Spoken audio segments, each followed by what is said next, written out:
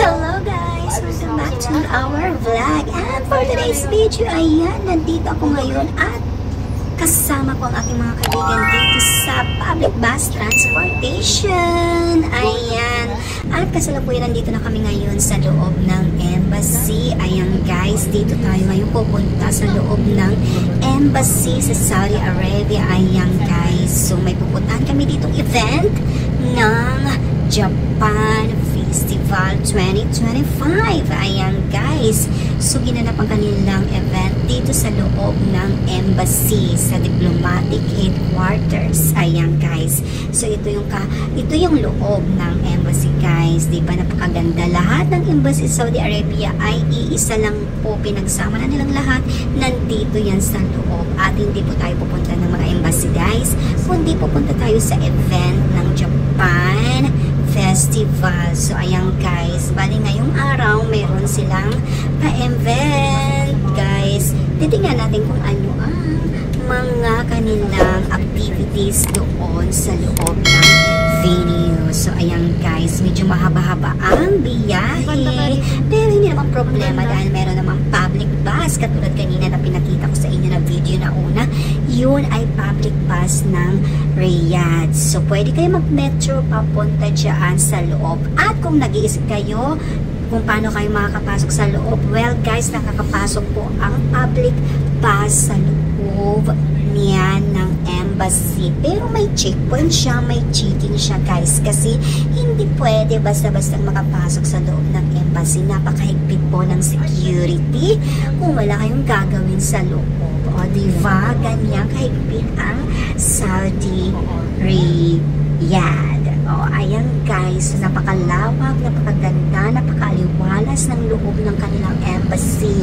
Hindi na kayo maliligo dyan dahil may mga pangalan, puno ng CCTV, pantalian guys. Kaya wala kayong ligtas dyan. So anyway, hindi natin yan ang ating punot dulo na pupuntahan, kundi event ng Japan. So nadaanan namin ang Japan Embassy dyan. Yung road na yan, ayan, nadaanan ng Japan Embassy. So medyo malayo pa ang kanilang venue. At ayan na nga guys, pagdating naman dito, ayan, dito na po tayo sa kanilang cultural palace. Ayan, dyan po ang venue ng kanilang festival. So ayan guys, napakaganda sa loob. Mayroon siyang malawak na entrance sa loob. Ayan, nakikita nyo diba? So ayan guys, sa mga gilid naman niya merong mga kainan, mga coffee shop. Hindi rin kayo maggutom guys, kasi madami dyan. Ay, cute siya. Madami diyang mga kakainan at magko-coffee. Ayan, so lalakad na kami papunta doon sa pinaka-venue talaga nila guys. Ayan, so nakikita nyo naman ang ganda-ganda ng structure ng pagkagawa. At ayan na nga guys, pagdating namin dito, sobrang haba na po ng pela. Ayan, diba? Ang daming lokal at ibang mga national na gustong masaksihan ang event for today. Ayan guys, mabuti na lang kamo at nakapila agad kami dyan. So guys, kailangan po ng ayan pala guys, may nag-iikot ng mga Japan at ang kikit ng mga kids, may mga tambol-tambol diba? So ayan guys, bago kayo pumasok dyan, kailangan nyo muna mag-register sa kanilang apps kasi meron silang barcode. So ayan, nasa loob na tayo guys. So dito yung mga sakura. Ayan, di ba yung famous na flower sa sakura.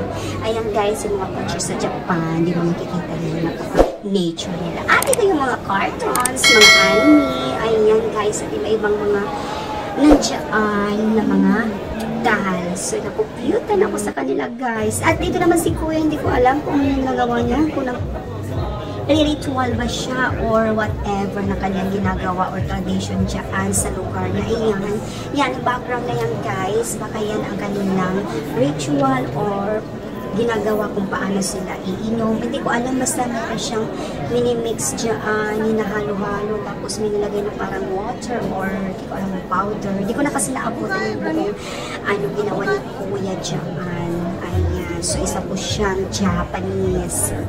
So guys, ang mga staff dyan ay mga Japanese at Saudi. Kasi may nakita ko dyan Saudi. Marunong siyang Japan guys. Diba? Galing-galing. So ayan guys, ang ginagawa niya, kung paano siya kumilos at kung paano gawin ang kanyang ginagawa kung ano man yan, diba? So, ganyan ka meticuloso ang mga Japanese, diba? May mga gamit siya, ayan. Ayan, naghalo-halo na siya. Hindi ko alam kung anong nilagay niya dyan sa pinakamaliit na bowl. Ayan, guys. Hinalo-halo niya yan. Hindi ko alam kung ano ang klase. Meron siyang nakasulat actually dyan sa mga board. Kasi meron silang mga board dyan ng mga nakasulat. Hindi ko siya nakuha ng picture. Nakalimutan ko, guys. Pero, meron akong ibang mga picture, kung anong mga event dyan, meron akong mga picture na kinunan. Ipopost ko na lang po sa aking Facebook account at doon nyo na lang po sa LinkedIn kung nakapalo kayo sa aking Facebook account at Facebook page. Ayan, pagdating naman dito guys, ayan na sila Hello Kitty. Ayan yung mga fans ni Hello Kitty dyan, guys. Kung nandyan kayo at kung namimiss si Hello Kitty, ayan. At yung mga friends ni Hello Kitty, ayan, nag-perform din sila guys. Sumasayaw yan sila sa Hello Kitty. Naabot na rin namin silang sumasayaw. At napakadaming mga bata dyan na nag-picture. Ayan, love na love din nila si Hello Kitty. Pati rin naman ako, hindi rin ako nagpahuli sa picture taking kay Hello Kitty. Ayan guys, ang saya-saya lang dahil nandiyan. Ayan guys, sumasaya na si Hello Kitty. O diba, nakakatuwa. Parang gusto nang bumalik pagkabata. Ayan, sino mga hindi nakakamiss dyan kay Hello Kitty? O diba, ang galing-galing.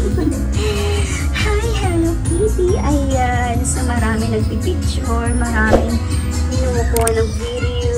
Ang saya-saya lang siya dyan guys, diba? So ayan, pagdating dito, ay, tapos na ang event. So thank you mga Tesanatex at sa hindi pa nakapag-subscribe sa aking YouTube channel, mag-subscribe na kayo guys. Palambing, pa-heart. Thank you.